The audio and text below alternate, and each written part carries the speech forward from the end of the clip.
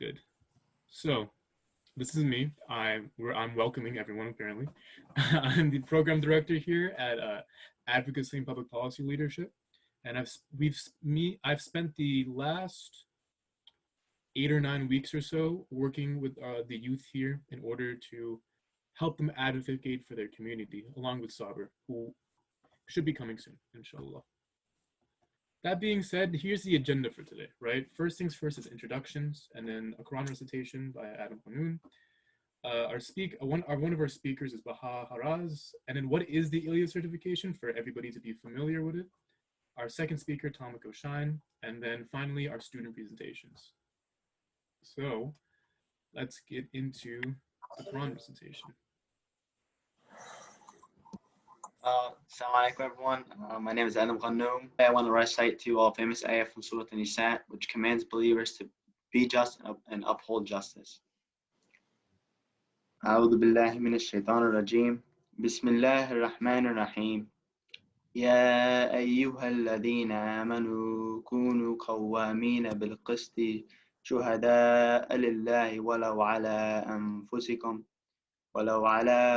أنفسكم أو الوالدين والأقربين إن يكن غنيا أو فقيرا فالله أول بهما فلا تتبعوا الهوى أن تعدلوا وإن تلوا أو تعرضوا إن الله كان بما تعملون خبير. صدق الله العظيم. So the meaning for that verse is, believers, be upholders of justice and bearers of witness to the truth for the sake of Allah, even though it may either be against yourselves or against your parents and kinsmen, or the rich or the poor, for Allah is more concerned with their well-being than you are. Do not then follow your own desires, lest you keep away from justice. If you twist or turn away from the truth, know that Allah is well aware of all that you do. Jazakallah khairan. That was very, very important to remember as we continue on with this presentation. So our first speaker today, Baha Haraz, will give a speech about something very familiar to Ilya. Assalamu alaikum, everybody. I want to start with saying, thank you all for joining. I'm extremely proud of, what we're celebrating today. And what we're celebrating really is the youth in action, the fact that we have young people who, even at a time where they have to be at home, they, have school that has invaded into their households and so on, they still make time to, work on things that they're passionate about, better themselves, and ultimately try to make a difference in their communities for the better. As you saw in that ayah that Brother Adam recited, we're commanded to be just, even if it's against ourselves. And mashallah, it makes me really hopeful to see that there are youth out there that are trying to uphold this principle, even when there are so many people in leadership positions around the world who don't even come close to upholding this type of principle.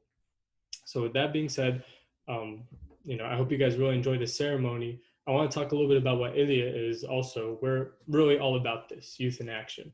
Islamic Leadership Institute of America is a youth empowerment nonprofit. We're 501c3, started in 2009. And we focus on, giving youth opportunities to kind of grow as people, grow into leaders. And we do that through, giving them meaningful projects to pursue and really, valuable experiences that will help, increase their capacity and help them grow into the, values-based leaders we need today. So as you, see these presentations, you'll see many examples of these projects I'm talking about that really push the limits of, these youth and really helps them grow into somebody who can, throughout their lives, just leave a trail of good behind them. So enjoy the presentation. I know I will leave a comment and, make sure you support these youth and all that they do. And if you want to check out more about Ilya, you can visit our website, islamicleader.org. Thank you so much for those important words. Again, continuing on with this theme of youth in action and the importance of being active even during a different time, to say the least. I'm going to talk about what the actual APPL certification is in the first place. It's an 8-week intensive program where high school youth are able to create impactful change. 3 weeks of courses and then 5 weeks of lab. the beginning 3 weeks of courses, you'll learn how to actually make this impactful change. You'll learn the political process. You'll learn statistics and economics. You'll learn philosophy and debate and project management in order for you to have a well-rounded approach, a well-rounded way of understanding how to improve your community, right? And then you're able to use that in a real life scenario in our lab. And our lab today, our students have created presentations about what they've done in their lab, what they've done in the real world for the lab. So you'll be able to hear about what the knowledge, what they have learned and how they've applied it. So this is an example actually about what they have to go through during the coursework, right? It's very rigorous 3 weeks. This is the making cost benefit analysis example, right? Not that many high schoolers know how to do a cost benefit analysis. It's a very rare skill. This is learned mostly in college or in the field actually. If you're not specialized in economics, you probably won't know how to do a cost benefit analysis. However, in the real world, a lot of people have to do cost benefit analysis. That's a simple fact of life, whether you're working at a nonprofit, whether you're working at a government institution or a bank or et cetera, et cetera. This is a very common skill that is found in the workplace, but not in the education sphere. So our students actually go through this process and actually learn how to do a cost benefit analysis in order to see, I want to implement this project in my community. How do I need to do that, correct?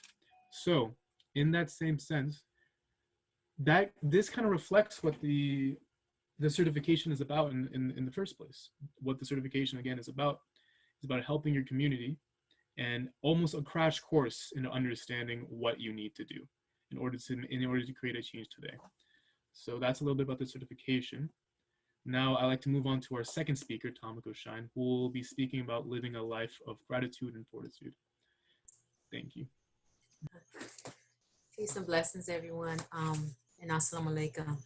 So I wanted to speak on this topic, but I want to begin with reading from Khalil Gibran, the poet from Lebanon. And one of his pieces, I just want to read a little bit of it, entitled A Vision. And it's talking about the youth. It says, youth walked before me, and I followed in his steps until we came to a distant field. There he stopped and stood looking at the clouds drifting across the evening sky. And I said, where are we, youth? He replied, we are in the fields of perplexity. Take heed. Let us then return, for the desolation of this place makes me afraid. And I looked and I said, what is this? I beheld in the city squatting like a daughter of the streets holding to the hem of man's garment. I beheld priests, sly like fox, and false messiahs dealing in trickery with the people. I saw heads of religions vying one with one another and raising their eyes heavenward. I saw also lawmakers trading their garbled speech in the market of shame and deceit, and physicians making sport with the trusting souls of the simple. I saw the wretched poor sowing and the powerful rich harvesting and eating. I beheld those armies investing in the city of privilege. I saw religion buried within books and in its stead illusion. I saw men wearing patience as a cloak for cowardice. I saw the intruder at the banquet making claim while the guard remained silent, and wealth in the hands of a squanderer as a snare of evildoing. When I beheld all these things, I cried out in agony, is this then the earth, daughter of the gods? Is this indeed man? And she answered in still a wounding voice, this is the path of the spirit paved with stones and thrones. This is man's shadow. This is the night, but morning will come. She put her hands upon my eyes, and when they lifted, I beheld myself and my youth walking slowly, and hope ran before me. I thought that was appropriate to open for our youth because graduation is like a ritual. It is a becoming. It's very important. And so as we talk about right now, our youth are in an era of perplexity, seemingly, but also, as it mentioned, that perplexity is the beginning of knowledge. And so our youth today who are graduating, it is important that you live your life in such a way that it has gratitude. You live it in gratitude. Gratitude means openness to kindness, appreciation, welcoming to learn. It's an African proverb that says, he that knows teaches, and he does not know, he learns. And that's important. Most people aren't raised up in gratitude. But as you walk around and you live and you go on, you'll see perplexity. Fortitude will help you. Fortitude is paving the way with courage, living in courage.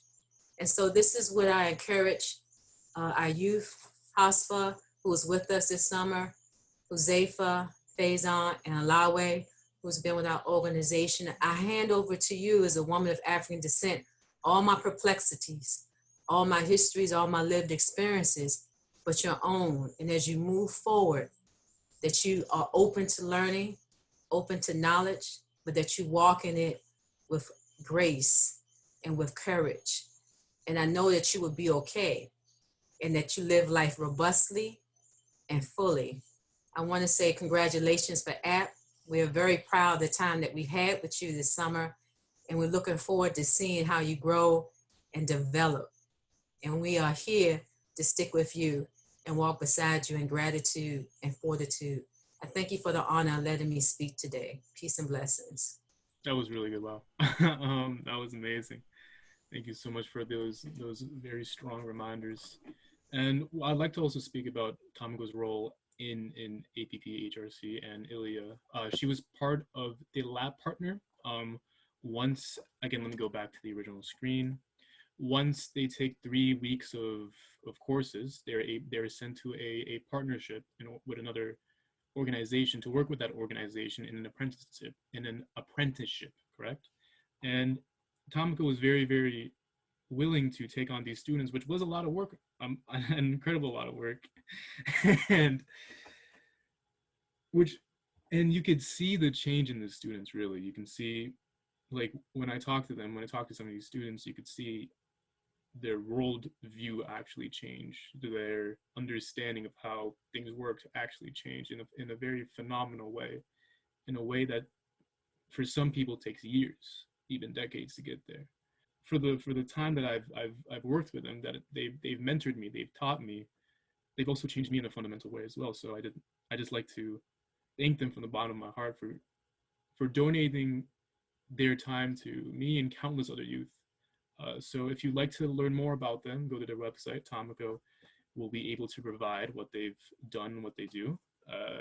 They're a very important and impactful organization here in the DMV. So thank you. And also Philadelphia and Florida and other states. They're all around the world. So thank you. That being said, let's get to the actual student presentation. So today we have 4 students with us today. Who are presenting, who are graduating today in order to show, hey, what they're doing and stuff like that, right? So these presentations were a lot of work. These presentations will show the amount of work that they've done in these past couple of weeks and what they seek to accomplish in the future. So I did it alphabetical order, so I apologize if your parents named you a certain name, but Alia, you're up first.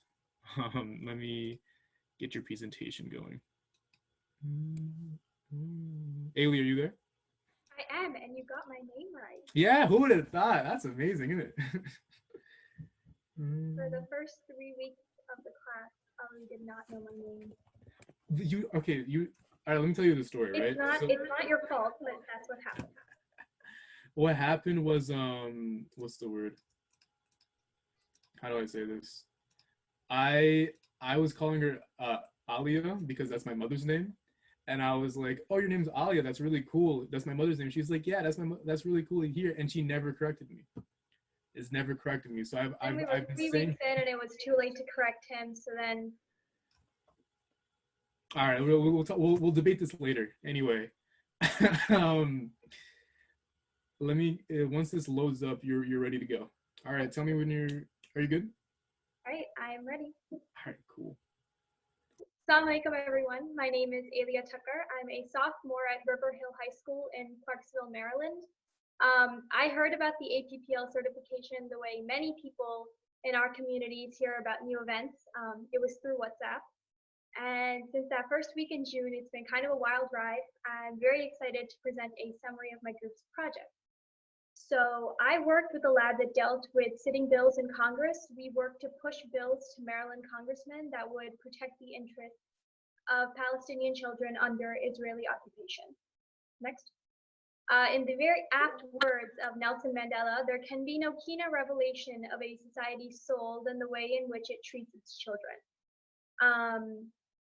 I think the way that children are being treated in the areas occupied by Israel is correct. Not I think, it is. It's been agreed upon that they need help. And we worked to reach out and try to get them that help in the means that we could. Next. So this is the issue. Children in Palestine are being abused. They're being arrested, harassed, and subject to a justice system which is dysfunctional and dishonest and not fair. They're being forced to grow up much too early, and they're being forced into situations that children cannot be faced with because they're not able to deal with it. Since 2000, there have been an estimated 10,000 Palestinian children from the West Bank. They've been detained by Israeli forces at a rate of 500 to 700 children per year.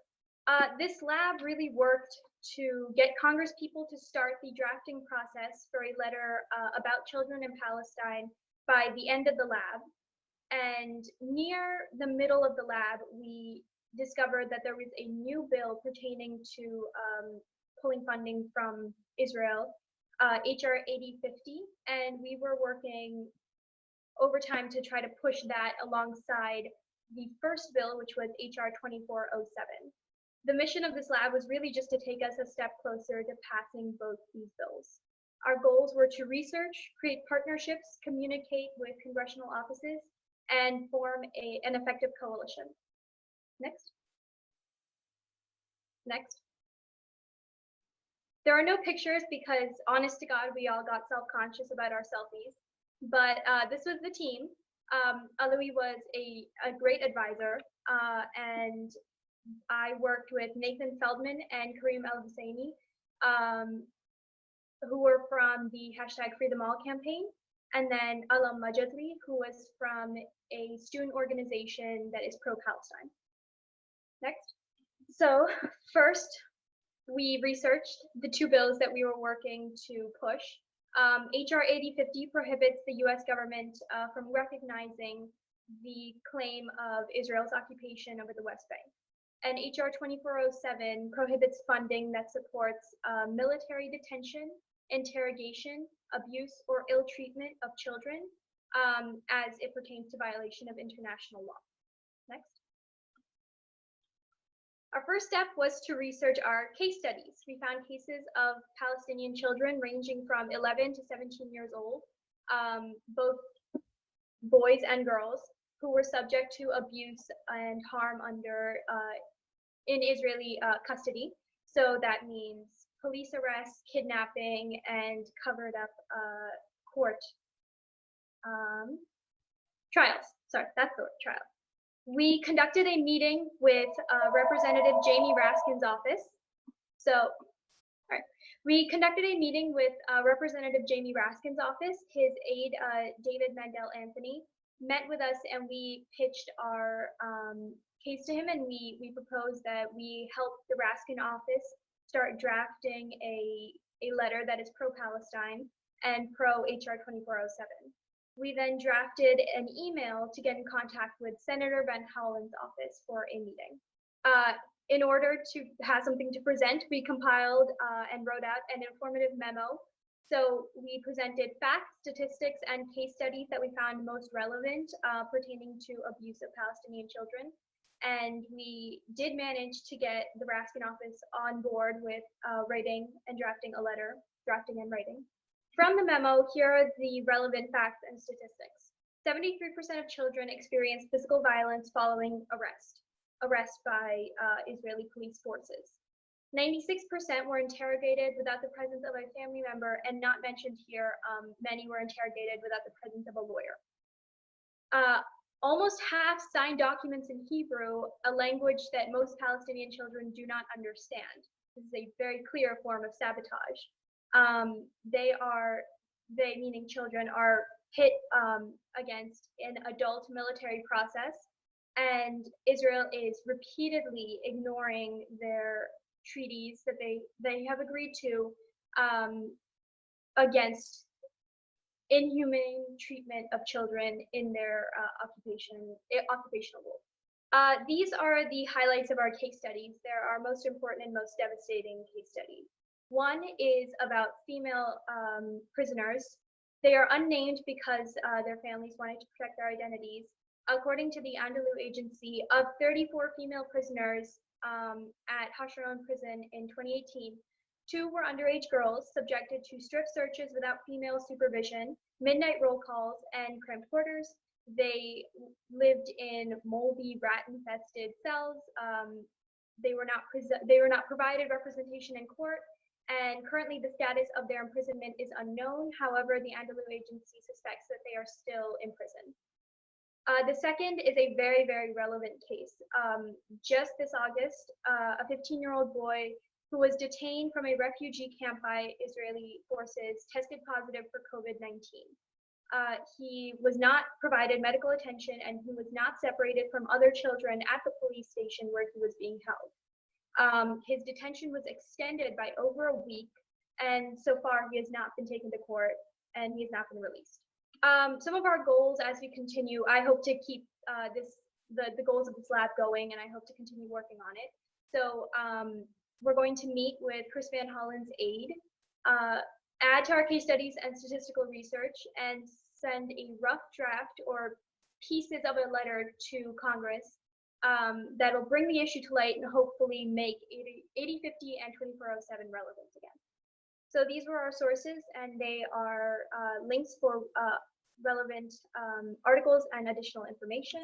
Next. So I just wanted to talk about how I benefited from APPL and from my lab. I learned a lot about life and about studying and about working with people who are really passionate about what they do.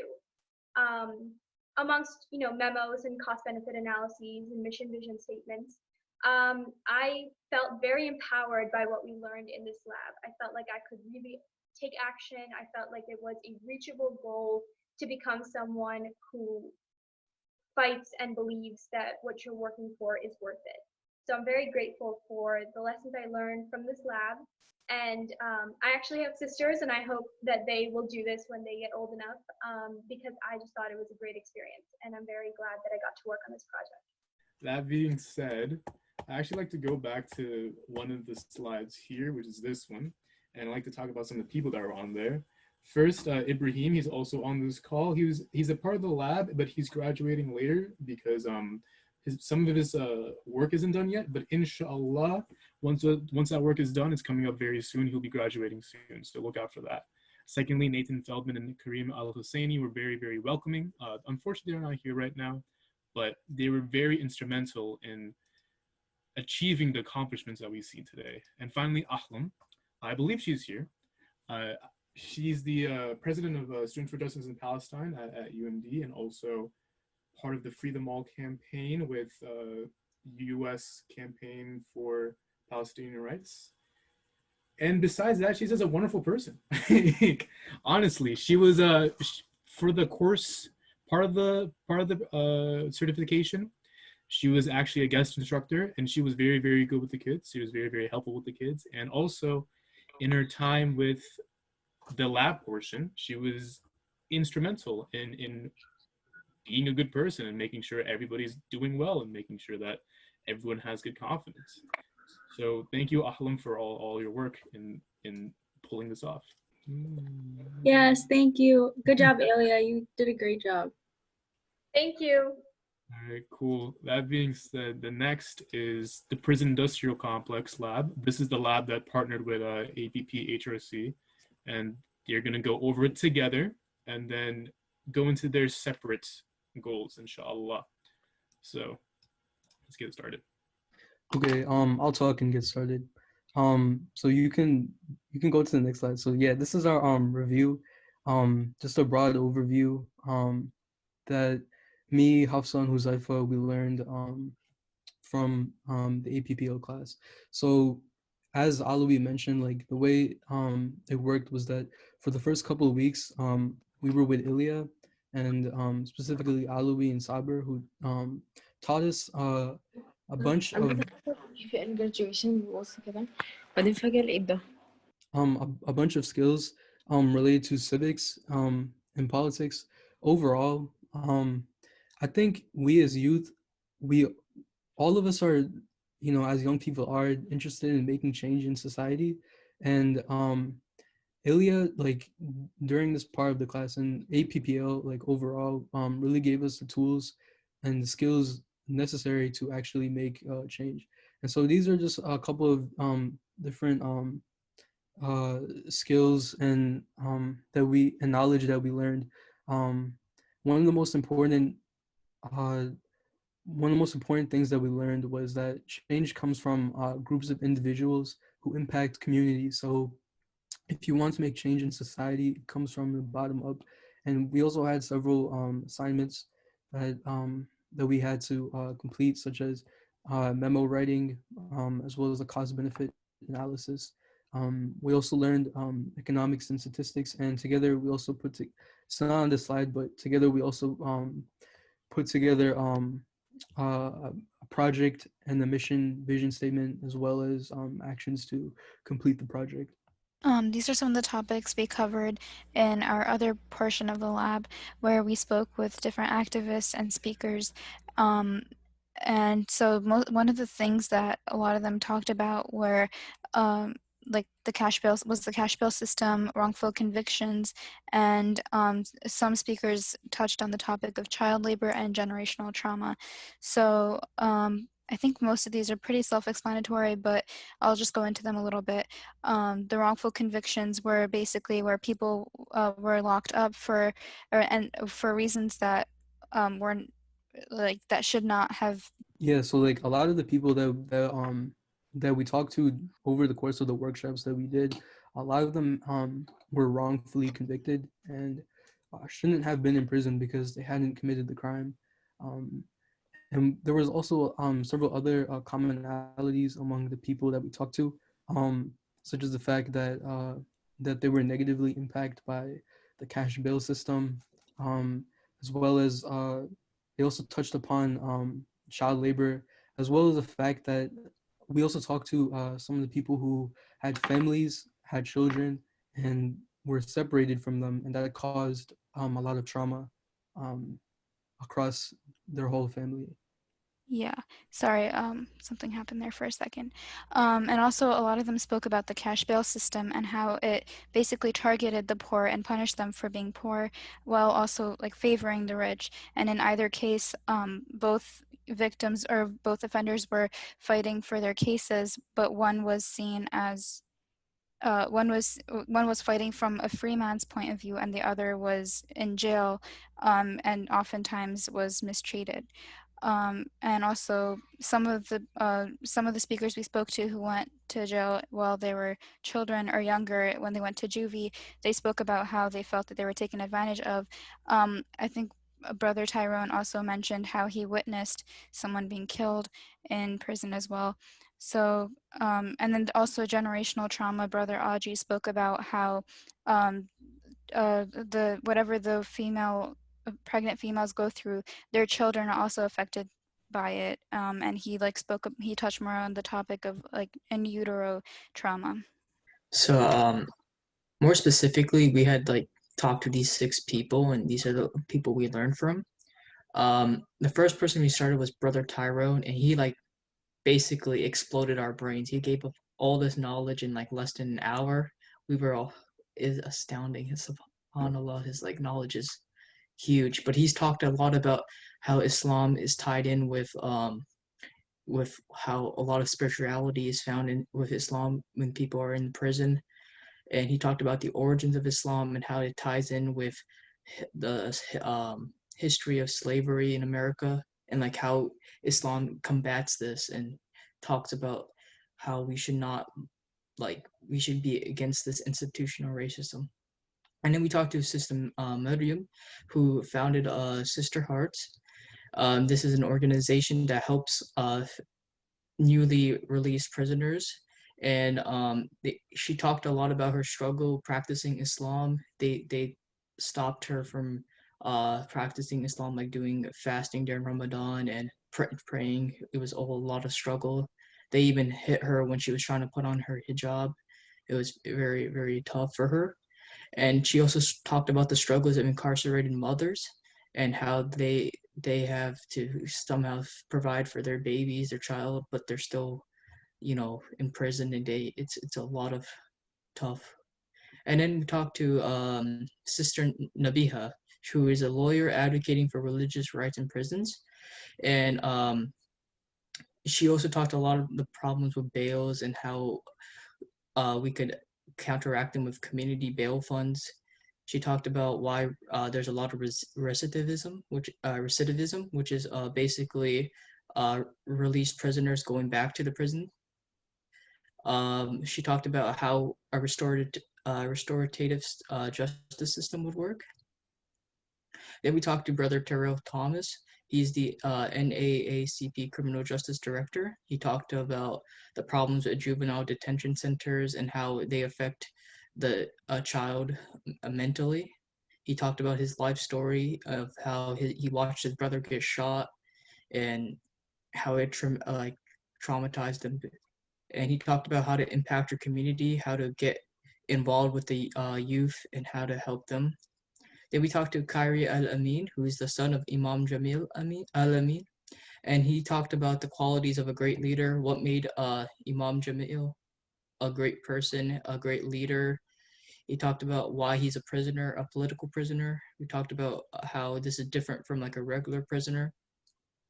And he wants us to advocate for movements to free Imam Jamil Al-Amin and how ways that we can get involved in. And we talked also to Brother Uji, who is, I believe, friends with Brother Tyrone. And he talked a lot about like how incarceration affects you mentally, physically, and spiritually, and how it was hard for him to adapt after being released from prison.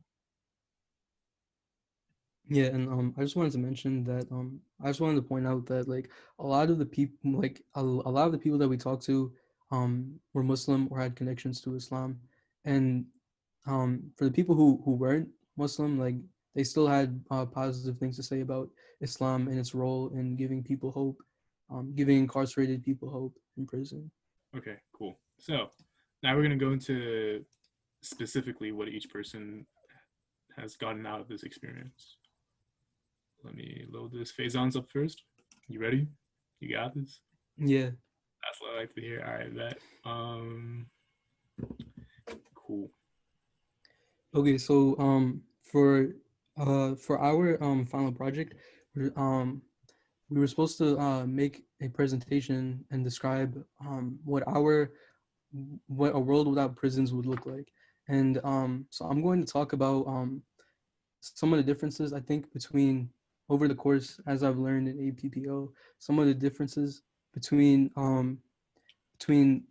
America's punitive criminal justice system and I think restorative justice, which is something that we learned throughout APPO.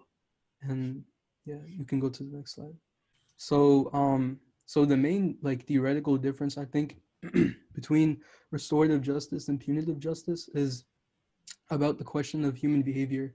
I think restorative justice provides a lot of answers as to how or why people do things, and it factors in why people do things, specifically why would people commit crimes, whereas punitive justice's main flaw is that it really doesn't take into consideration this. And I'll explain what I mean. But first, as we learned in APPO, this fundamental of economics is that people are rational. Nobody does anything arbitrarily or for for like randomly or for no reason. And specifically, people make decisions by calculating the cost and benefit of making a decision. So if the cost of something outweighs its benefit, then people are incentivized and are inclined not to make the decision. So using this analysis as to determine why people commit crimes, I think is the crux of solving or improving our criminal justice system. So when people commit a crime, for them, the benefit of the money or whatever it is that they get out of committing the crime outweighs the potential negatives. So so clearly, I think America's criminal justice, the goal of America's criminal justice system is to correct this evaluation. And I'm going to touch on this more throughout the presentation, but of course, this isn't true for all Americans. If you come from a good neighborhood and environment, and you have opportunities and education and healthcare and social services, then you're not going to make the same valuation. And also, there's this last point that, of course, you can't separate someone from the conditions, the physical like things and people around them and their environment and experiences that they faced. And yeah, you can go to the next slide, Ali. So that's the main flaw about punitive justice. Okay, so in contrast to punitive justice, I say that for the American criminal justice system, crimes kind of exist in this vacuum, where um, you're not taking into consideration a person's environment. You're not consulting the person's community about restitution. There's no dialogue or real discussion about or between the community that was affected and the person that committed the crime. And in general, there's no personal growth. And we've talked with a lot of people. Well, yeah, we talked with a lot of people who were incarcerated, and something that I noticed is that nobody really said that incarceration was something positive. It, or it's like something like growth for them. A lot of people touched upon how it follows you throughout your life and affects your employment, and also like you can't vote when you have something on your record, um, and and so incarceration as it is now in America, it's not growth. And specifically, I think we can ask ourselves some questions um about crime in America. Like the main question though, I think, is how does locking someone in a cage rectify or address what caused someone to commit the crime in the first place? And in general, how can we change the evaluate people's evaluation of committing crime, that it's not that the benefit of committing the crime doesn't outweigh its negative? Okay, so um, I don't know if you can really see this graph well, but it's a graph of the countries with the largest number of prisoners, and America is the first country, and the second country is China, and then you can see like as the countries go on, like there's a really huge margin um, of difference between America and like the rest of the world. So so our prisons, our system is something that's really bloated, and and in terms of how it connects to white supremacy and America's history of racism, I mean, it gets really like fishy when you realize that the 13th Amendment, which quote unquote abolished slavery, still exists in the case of punishment, and then you have the majority of incarcerated people being African American and Hispanic people, and who work for less than $1, making private corporations a lot of money. And in general, the another reason why I think America's incarceration system is ineffective is because so much money is wasted on on it. Between, for instance, I listen. Oh, and I should have said this at the start, but all this data I got is from the NAACP's website. But anyways, so we corrections, we spend $81 billion, and then we have hundreds of millions of dollars in cities such as Chicago or New York or Baltimore being paid out as a result of police brutality, because paying for lawyers and court fees and settlements. So all of this money, and yet we still have the world's largest prison population, and we're not incentivizing people to not commit crime. So clearly there's something wrong here, and something needs to be done. Okay, so I got this information from the International Institute for Restorative Practices, and essentially, this is something that we kind of identified in APPO. We talked about it. Um, that there's basically two aspects of restorative justice, um, and making criminal justice better. The first, proactive, it occurs even before somebody commits a crime. And it's essentially investing in communities and building community aid and allowing everybody to, have access to the same uh, high quality services, healthcare, infrastructure, education, and so on. And um, whereas reactive is actually when somebody commits a crime and dealing with, okay, so somebody's committed a crime, so how do we hold this person accountable, and what should we do? And but something I read from a paper, from the website where I got this data from, and all my sources will be at the end, but is that you can't have reactive practices without proactive practices. So there's a dual nature where you need both. And in general, restorative justice focuses on engaging a fair process where everybody who's involved in a crime taking place, whether it's the criminal themselves or the community, everybody should be able to have a say in what's going on. Everybody should be able to um, uh, have their say, explain their perspective. Okay, so this is my world without prisons. The main project of my main final project. So essentially, I believe that all communities, regardless of income or whatever, they should all have the same access to high quality services. And this is the main this is how you prevent people from believing that the benefits of committing a crime outweigh the negatives. And as we learned in APPO, all change starts from the community at the community level, and change is something that's bottom up. So so that's why I believe that we should start with the community and invest in our community, and all of the money that's spent on prisons and militarizing police and whatnot. Um, we should instead invest that in our community um, because then we're actually incentivizing people not to commit crime. People won't have a reason to commit the same crimes that people commit when you come from a lower economic community, when you come from generations in a history of disenfranchisement and oppression. And as far as criminal justice goes, when it comes to restorative justice, essentially it's a facilitation of discussion, a conference between all the parties that are affected and their legal representatives. Um, everybody has a chance to explain their side of the situation. Everybody has a chance to be genuinely heard, and essentially a contract can be signed for community service and financial restitution for somebody who's committed a crime. And instead of being kind of like cast out of society, having this black mark if you have a felony, following you for the rest of your life, and incentive, ironically incentivizing you to commit further crime. Instead, we have the community subsidizing access to healthcare and opportunities so that a person can actually grow. This is the second part of my final project where I'm going to explain um, something that like any student who took the APPO course using the skills that we've learned that they can that they can do themselves.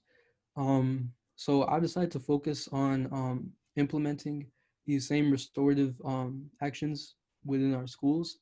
Um, and that might be kind of confusing at first because, of course, we're talking about prisons and the prison industrial complex. But of course, you can't have criminal justice reform or a different type of criminal justice without first investing in the community, and part of that is um, high quality education. And um, so so I suggest and I propose that we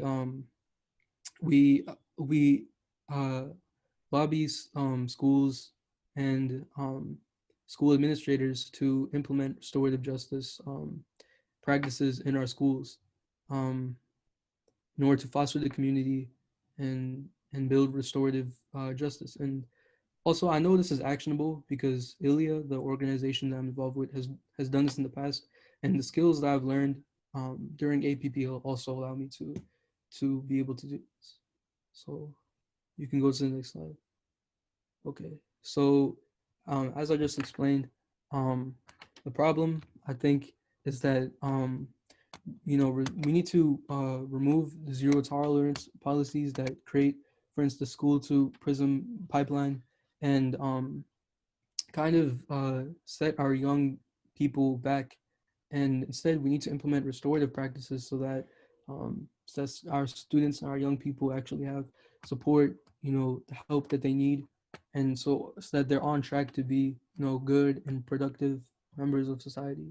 So as I was explaining, I think a project that any student who took APPO can do is lobby for the implementation of restorative practices in schools.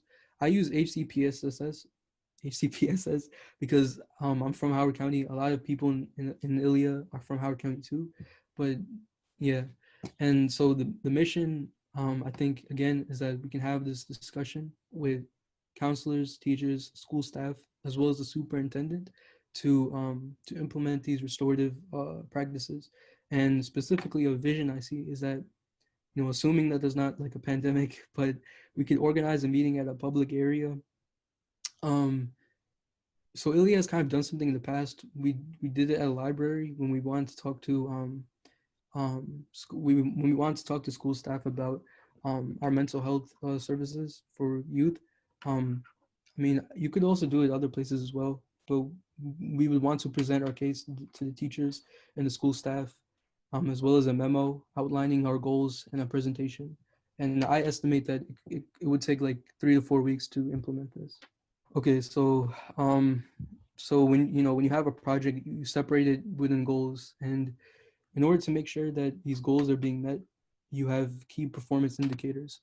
As we learned all of this in APPO, and so I listed out several goals in order to realize this, because again, these are things that we as students, having this knowledge that we gain from APPO, we can do.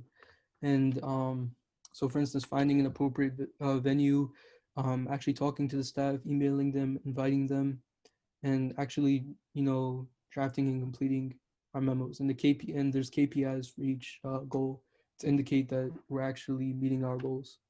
Okay, so this is the timeline of the project. So again, just to emphasize that, like, this is doable.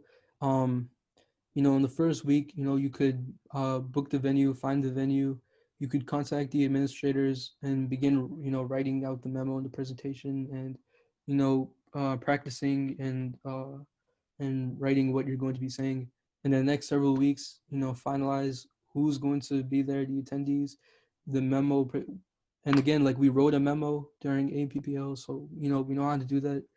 And then in the last few weeks, revise what needs to be revised, set up the logistics, delegate tasks to people, and anything else that goes on in order to make sure that the event goes smoothly and successfully.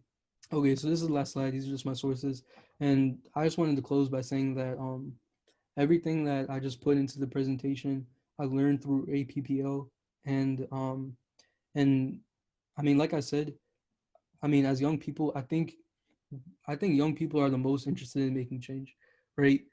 But change is something so broad that in order to make change, you have to separate it into real steps, and you need knowledge. And those skills and that knowledge I learned from the weeks I was doing the APPO course.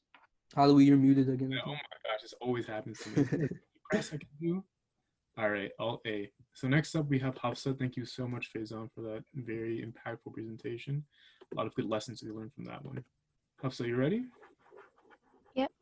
That's good to hear. All right, let's get started. All right, so assalamu alaikum everyone. My name is Hafsa. My project is mostly focused on restorative justice and the restorative justice system and how we can implement it and the benefits of it. So what is restorative justice? So From my research, it seems that this is the most effective way of reducing crime rates, and that is by implementing a restorative justice system. And this would basically be where we address the crimes committed and we focus on trying to amend relationships between the victims and offenders.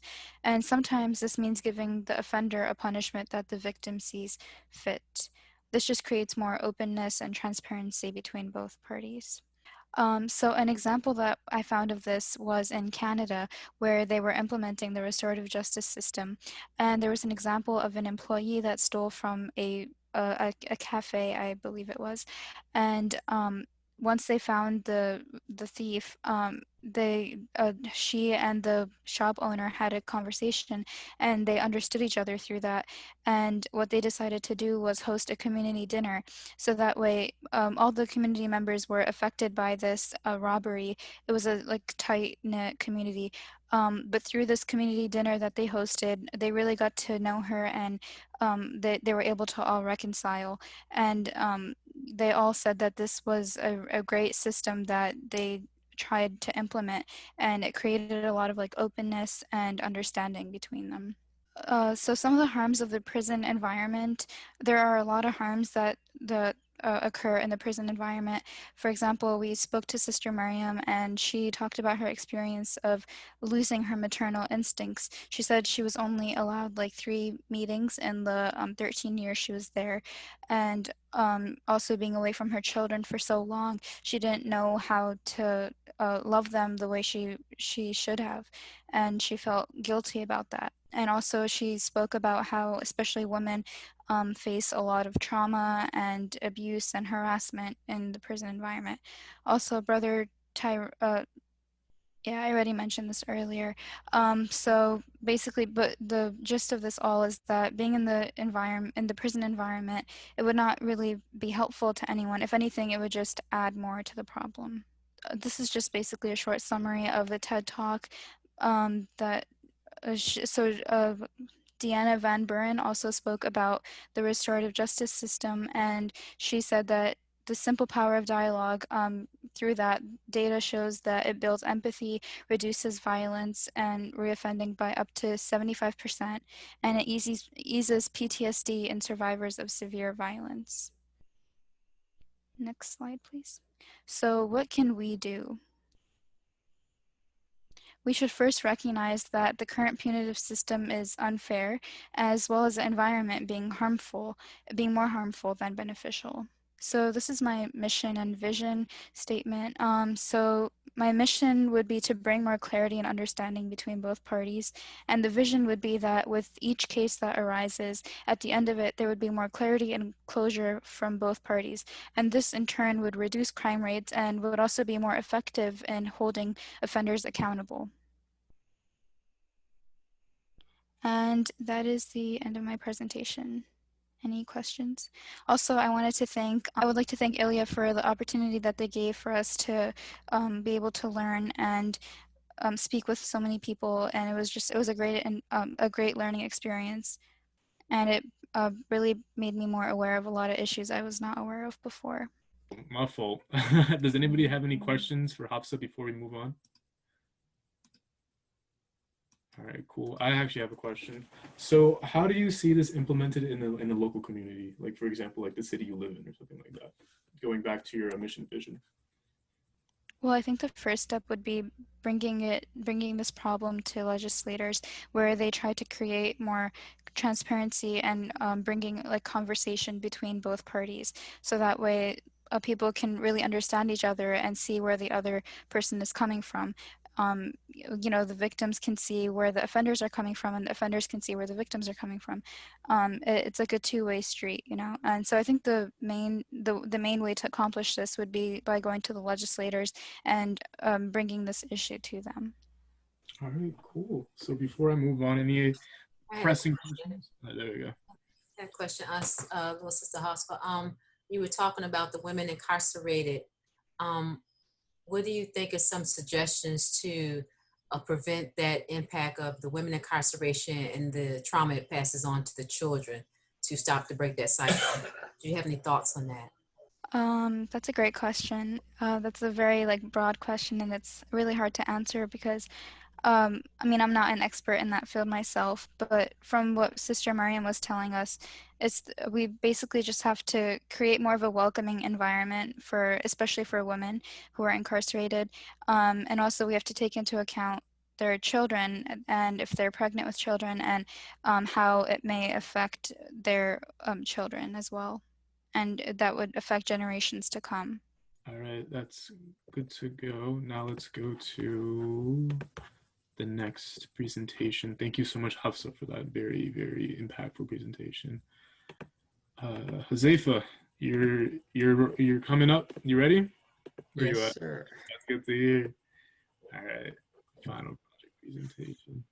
Also, I just want to say, Hafsa, that was a phenomenal job. Thank you so much for the amount of work you put into this presentation and the lab and the class itself. All right. Assalamu alaikum. My name is Huzaifa Sabri. I'm here to present what we have learned in the 5 weeks in the lab and the 3 weeks in mostly just the lab so far, but I'm going to use some of the ILIA information too. You can go to the next slide, Alawi. So our final project that Tomoko assigned us was basically what is our vision of a world without prisons. So first I want to state like the differences between America's current system and my vision of what we should do. So right now, America has what we call a retributive system. Basically, it means where crime is an offense against the state or the government. And this is the big difference between a retributive and a reformative, because in a reformative, a crime is an offense to the community, not the state. And the reason why this is a huge difference that should be pointed out is because the state has thousands, if not millions of people to take care of, while the community only has hundreds, maybe a couple thousands to take care of. And what's much easier for I guess the government to take care of millions of people or a couple hundreds of people, right? So that if the community is in focus of and is like trying to rectify these offenders, it's much easier for them and much more beneficial if they do it rather than the state who has to govern all these different millions of different people. Barely, they don't even know their names, their faces. They just see a piece of paper, see them, they commit this crime, and they punish them. And another difference is that in the retributive system is that the punishment is usually just locking them up in a jail cell for years, maybe decades, and they think that's gonna solve the problem. They think that's gonna rectify them, rather than changing them, rather than actually helping them. They just put them in a box, lock them up, and say it's not our problem. They can deal with it themselves, right? So this is not a good system. This destroys communities because once these prisoners are released back into it, they have all these mental problems, mental illnesses from being locked up. They see these horrible conditions. They're living in a very unsanitized living spaces. It destroys the communities. This is why the recidivism happens, because they just have to go back. There's nowhere that they can live. Well, a reformative system will ease them back into the community, will give them the tools necessary for them to succeed into it. And this makes it less reliance on prisons. And if it's less reliant on prisons, that means we can get rid of the prisons. So how should we proceed to achieve a reformative system? I think, next slide, Lowy. I think the first step, we should first figure out how to bail, like the bail system. I think the bail system is really, really rigged for the poor, and like it only punishes the poor, not really anyone else. So my mission is, regardless of the crime a person is accused of committing, they shouldn't be punished for being poor or unable to pay a bill. So our mission is to implement more community bail funds within the DC metropolitan area. So what a community bail fund is, it's basically the community sets up a organization that can pay the bail for the convict or for the accused, right? So instead of the person being accused of the crime paying out of their pocket, they have the community paying it. What this makes is that the person is now more invested into the community, first of all, because now the community has his back. And also, it also allows, it puts less stress on him. He doesn't have to burden the to shell out thousands, if not millions of dollars for the bail. And our vision within 5 years, the concept of bail is replaced with community bail funds, or if not replaced, just outright eradicated from like the DC metropolitan area. And I think within 5 years is reasonable, because if we go community by community, we can establish community bail funds first. Let's say at Northern Virginia, we go from Alexandria all the way to Ashburn, all the way to Leesburg, all these different communities. And then once we establish this community by community, it will allow a less reliance on the penal system, which is ultimately the goal. If America is less reliant on the penal system, we don't need the need for presence is not necessary. We can establish different systems. So if there are any questions, ask away. All right, cool. I got a question really quickly. So how do you feel that the bail fund, you touched about it a little bit, right? But how do you feel like bail as a concept, right? Like the institution of bail prevents the restorative justice you're talking about? So I think it prevents it because it relies on prisons. Because the reason why you have to pay bail is so you don't go to prison, or you're not locked up in custody until you await your trial, right? So if we don't have this system, or we don't have this system in place, we don't need these jails to be running or operated, versus where we can start a community restorative system where we're trying to rectify the accused, or once they become found guilty, rectify their mistakes and put them back into the community. All right, that's good. We have a question from Miss Tiffany Jones, if you'd like to speak. Good evening, everyone. Great presentation by everyone I was able to hear. To the young man that just was speaking, I apologize, I forgot your name. I liked your concept of community being so invested in this process of turning over the bail system, ultimately trying to remove jail from the system, concept of a penal system. I would like, however, to know if you have any plan, if you have even a thought of how, once someone is accused and the community comes together and they have these bail funds, and that person then is recipient of the bail funds, is it almost like or is this how it's already planned out? Is it a reciprocal thing? So let's say I received help from the community bail fund. Would I then also be part of my contribution back to the community is not only to mend my ways, but also to give back to that community bail fund in way of service, money, or whatever, so that not only is not going to do that same thing again, or there's no recidivism, but that also not only is the community invested in me, but I'm also invested in the community as well. Does that make sense? Yeah, I totally agree with what you mean. Like they feel like they're owed to the community, that they have to go back and help the community with. So is that kind of where you were looking, or how that was part of the plan? If you said that, I didn't kind of hear it clearly, so that's why I'm asking, because it just seems like that was that was what I was kind of implying. Sorry if I didn't directly state it.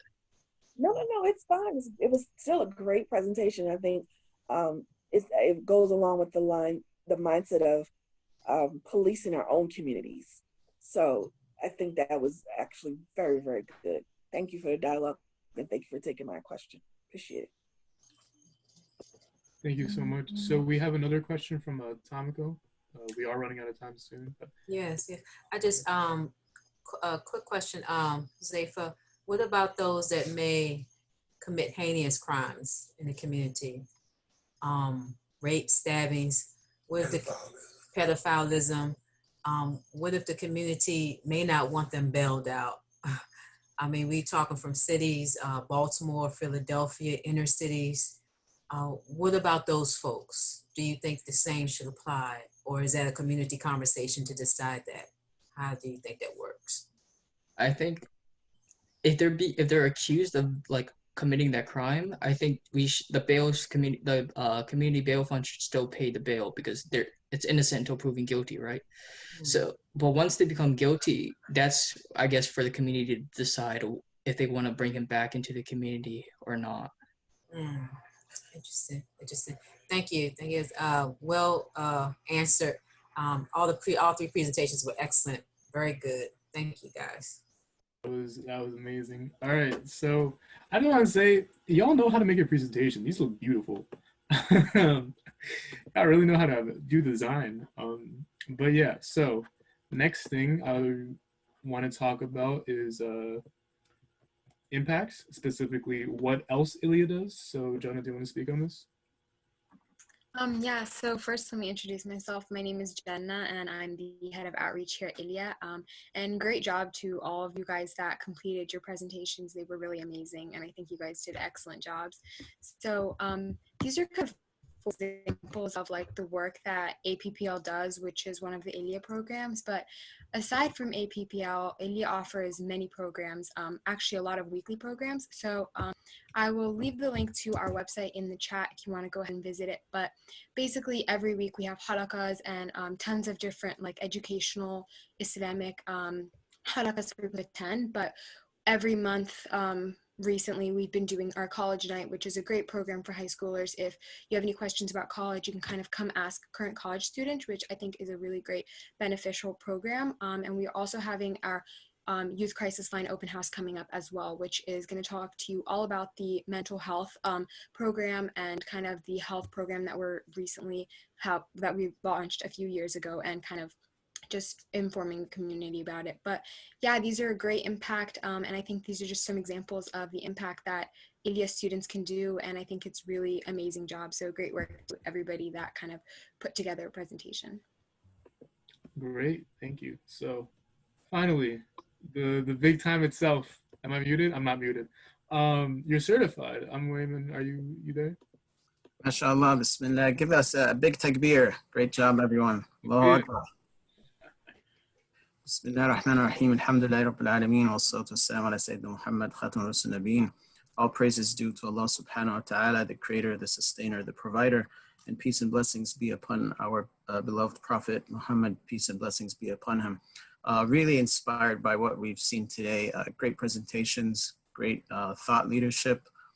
Two very important topics, the rights of young people and the rights of or dealing with injustices in communities. And these are two very important topics. And as we know, the Prophet ﷺ said, he's not amongst us whoever does not respect our elders and shows mercy to our youth.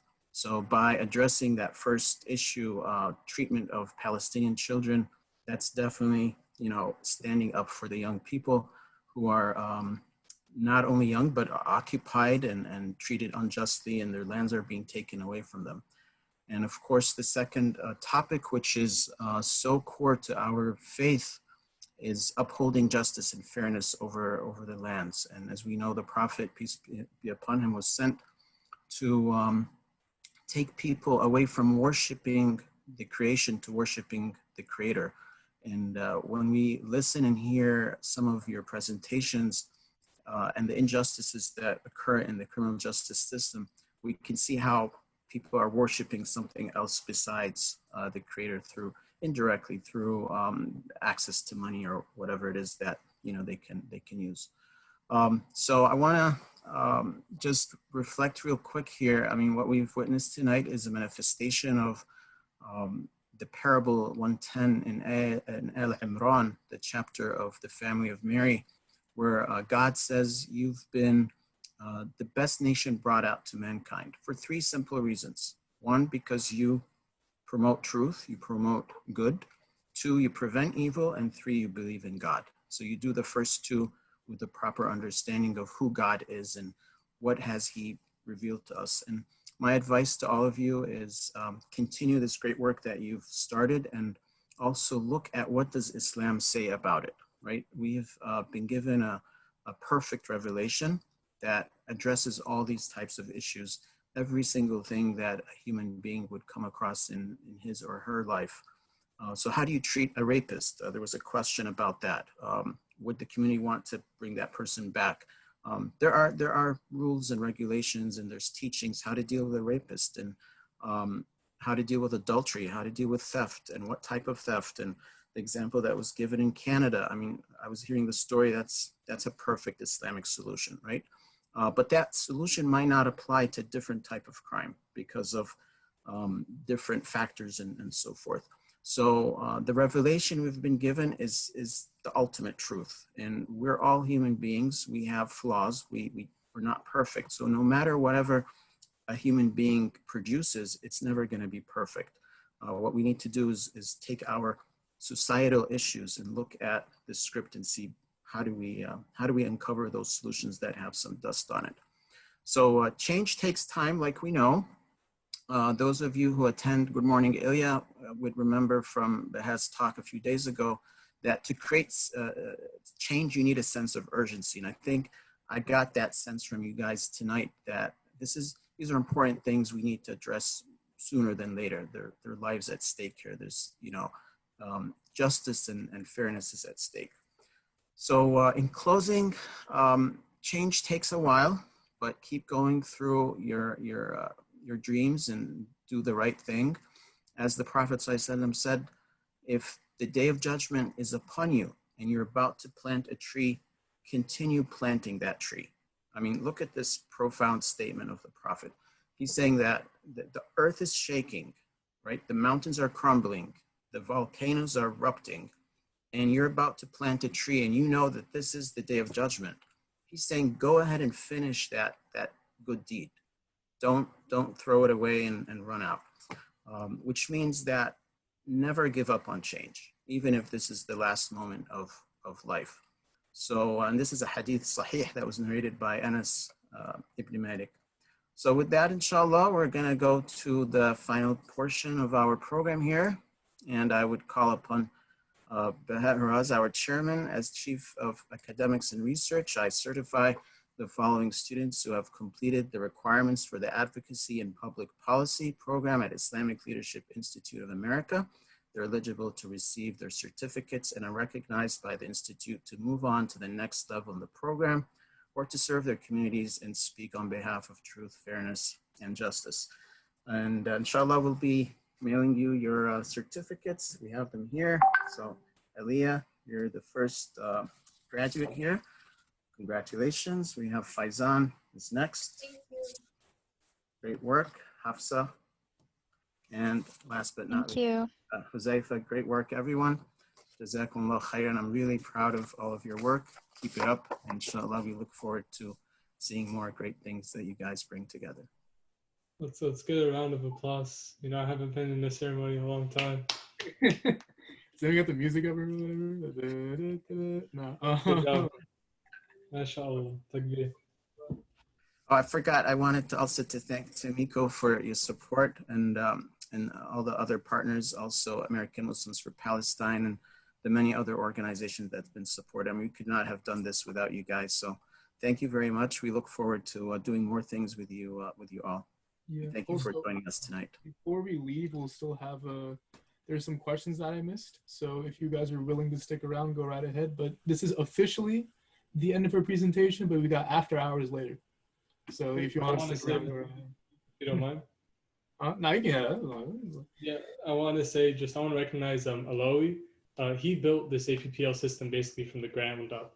So he is the one who, all these projects wouldn't happen, of course, without Tamiko and the partners teaching these kids, without the students themselves getting up and making this happen. But also, none of this would have happened if Alohi wasn't there to have this vision of giving students opportunities to make change instead of sitting in the classroom all day, or in this case, in your room, and building a system from the ground up that allows students to do that. He made the curriculum, taught the curriculum, made the partners, made the things happen, made this ceremony happen. I look forward to seeing what he does in the future.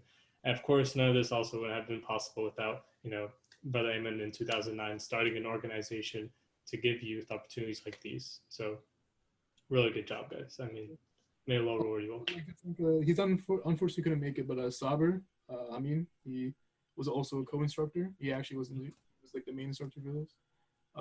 We worked together long hours, getting a curriculum up. He was sipping chai if you were there, teaching the program, but couldn't have done it without him.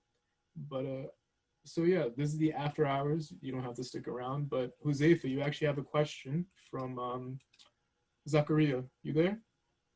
Yeah, I'm still here. Zachariah, Yes, I'm here. how you doing? So I'm doing all right. Assalamu alaikum, everyone. So first I wanted to just thank you for inviting me. I know I heard about this very last minute, but it was a very pleasant surprise to see you guys all working on this and kind of recognizing the hard work of the students working on justice, restorative justice, and all these other programs. So I had one question, which was about the new form of bail and how it was tied to different kinds of crime. So why is necessarily the focus around finding a new source of the money? So creating a community bail where we could collect money. Wouldn't something that could also add impact or add value to someone who wants to be reintroduced? I don't necessarily like that word, but reintroduced into society would be more softer donations. So maybe a bail that offers skills that might prevent them from falling back into that same trap that may have gotten them into jail in the first place. So how can we reinterpret bail not just through different ways of collecting the money, but also through providing different resources as well? So kind of making bail more dynamic. Yeah, I think I forgot to mention that this is one of my steps of achieving the restorative system. It's not the only way. It's not the only thing. I think we have to do definitely set up communities that with programs that allow us prisoners or not prison or convicted people ways to come back into society by giving them skills, by giving them new ways of either looking at the society, or if they have mental illness problems, giving them treatment for that. But I definitely do agree that we do need more than just redefining how bail works. Got it. Awesome. And if I may, just kind of as a follow-up, what way would you propose? Let's say you were given some sort of pilot fund to test community bail funds. How would you envision testing this out? So I think there are some community bail funds out there. So how they basically work is that they set up a system, or people have to it's kind of they have to sign up for it. Once they're in it, then they are I guess protected from the bail system, I guess, in a way where the community bail fund protects them. And I guess how I would personally implement it is that within people who are within this certain community, you would probably draw up district lines or whatever, and you would set them up in certain, so let's say community bail group A, right? Everyone who's in group A will be I guess protected by this certain community bail fund, and then everyone in group B would be protected by another, and you would set up all of this around the different communities, and it would be ran by different members of the community, and I think that's how I would envision it. Okay, that sounds great. Thank you so much, Huzaifa. I appreciate it. Thank you. No problem. Those interesting questions. So, anything else? Anybody else want to say anything? Go ahead out. I have a quick question for Faison. With your presentation you did, it was a very robust presentation, a lot of information. I was pleasantly surprised that your project was the school to prison pipeline, interrupting that. That was very interesting to me, because Right. that is what feeds the prison system. That's a part of it. So if you can stop that, you can stop off the pipeline. But also, I was also pleasantly surprised that you chose a doable action right within the county in which you live. I wanted to ask you, how soon do you see this within the next few years, 2 years, that this could actually take place? What do you think it will involve?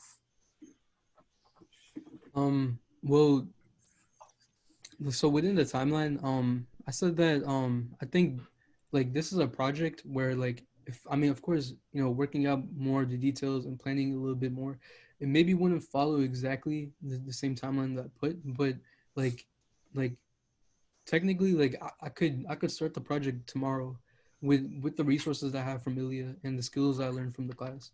And um if I wanted to set up a meeting with like the superintendent and staff from the schools, I don't think that's something that would take me like years to complete. Um and what it would involve is well, the skills that I learned from this class, um a lot of planning and some resources, but I think a lot of that I have from Ilya if I wanted to embark on this project. I hope does that answer your question? Yeah, you said I was asking for a timeline. You gave it to me. You said you could start sooner, and I think with the COVID, the way it is, people are more open to meeting, and Yeah. you have more access to people. And I think this project is very important because right now in the States, 1 in 25 children have one or more parents in prison. For African American children, it's 1 in 9. So it's very high. So Right. that's why the communities are so devastated. And so you're attacking the prison system, and also you're attacking education and how it's done. So yeah, I think that Right. is You can't ignore one or the other. You have to focus on both if you want to change criminal justice. mhm, true, very true. Nicely done. Thank you. Okay, cool. Any last questions for this after hours section? Don't want to keep y'all waiting. Maghrib is here. All right. So with that being said, congratulations to our graduates. For attendees, thank you for coming, and keep in touch with Ilya. We do a lot of great things. We got a website coming out soon, so inshallah. Thank you. Cool. Yeah. Thank you. Thank you. Yeah. Assalamu alaikum. Assalamu alaikum.